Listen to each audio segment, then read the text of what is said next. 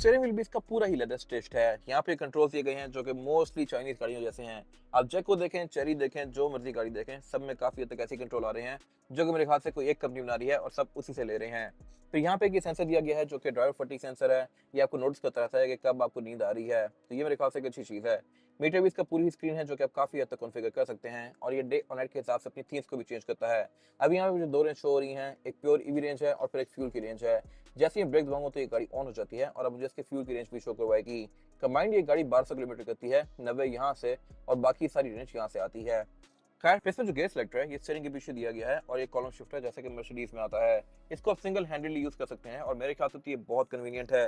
पहले गाड़ियां गियर यहाँ पे ऑफर किया करती थी तो आपको गाड़ी को रिवर्स करते हुए किसी टाइट जगह पे दोनों हाथ यूज करने पड़ते थे, बट अब आप एक हाथ को ऊपर इस तरह रख के गाड़ी को डी में भी कर सकते हैं, स्टीयरिंग वगैरह मोड़ के रिवर्स में भी कर सकते हैं और फिर जब रुक जाए तो पार्किंग में भी कर सकते हैं। और जैसे आप इसको रिवर्स करेंगे तो इसमें ये 360 कैमरास ऑन हो जाते हैं, प्लस आप इसको क्लियर चेसेस में करके नीचे का व्यू भी ले सकते हैं।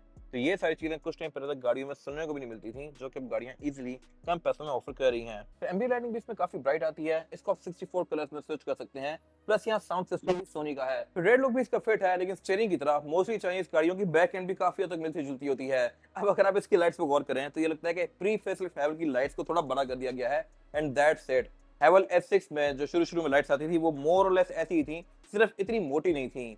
है ये पूरी एलईडी वाली जो कि एंड टू एंड कंटिन्यू करती है। यहाँ पे बहुत सारी बैजिंग दी गई है, AWD, plug in hybrid, Chery Tiggo 8 की।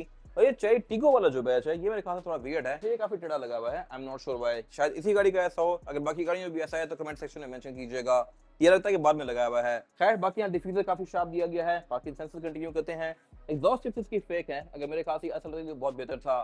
फेक वाला लुक लाइक इतना मजा नहीं आता। खैर, इसका स्पॉइलर के अंदर जो ब्रेक लैंप है इसकी लुक भी यूनिक है और टेल गेट भी पावर्ड है जो कि अनलॉक करने पे ऑल द वे अप जाएगा लाइक दिस। ट्रंक कैपेसिटी के लिहाज से ये गाड़ी डिसेंट है, अगर सीट्स फोल्ड हुई भी हो तो अनफोल्ड करके आप यहाँ पे दो लोग बिठा सकते हैं। अभी यहाँ पे लेग रूम इतना है जितना कि प्राडो वगैरह ऑफर करती हैं। बाकी यहाँ पे आप सामान रख सकते हैं। रेयर सीट्स को आप इस तरह से मैनुअली डाउन करेंगे लाइक दिस और इसमें फिर नीचे यहाँ पे सिर्फ ये टूल किट वगैरह आती है। टायर ये गाड़ी ऑफर नहीं करती, मोस्टली गाड़ियों से निकाल दिए गए हैं। बाकी इसमें फीचर्स के नाम पे बैक पे पावर आउटलेट दिए गए हैं, लाइट्स आती हैं, स्पीकर आते हैं, लेकिन एयरवेंट्स यहाँ कंटिन्यू नहीं किए गए। लेकिन जिस प्राइस पॉइंट पे ये गाड़ी है मेरे ख्याल से एयरवेंट्स के बगैर भी काम चल जाएगा। टायर का साइज इसमें 235, जैसा कि मैंने पहले बताया था कि ये 19 इंच का और कॉन्टिनेंटल का है। रिम इसका मोस्टली कवर्ड है क्योंकि गाड़ी प्लग इन हाइब्रिड है, इनमें रेंज सब कुछ होती है, तो टायर को मोस्टली बंद रखा जाता है ताकि यहाँ पे हवा कम जाए। तो यहाँ से आप डालेंगे इसमें फ्यूल और यहाँ से आप करेंगे इसको चार्ज, और एक सिंगल चार्ज और एक फुल फ्यूल के साथ ये गाड़ी 1200 किलोमीटर की रेंज दे सकती है, जो कि बहुत हैवी रेंज है। मेरे ख्याल से बड़ी फिट है और आपको डेली यूज में बिल्कुल भी कोई इशू नहीं करेगी। फिर अगर इसकी बात करें अंदर की, तो इसकी जो सेकंड रो सीट्स हैं इन सीट्स को आप फोल्ड करके ही थर्ड रो सीट्स में जाएंगे।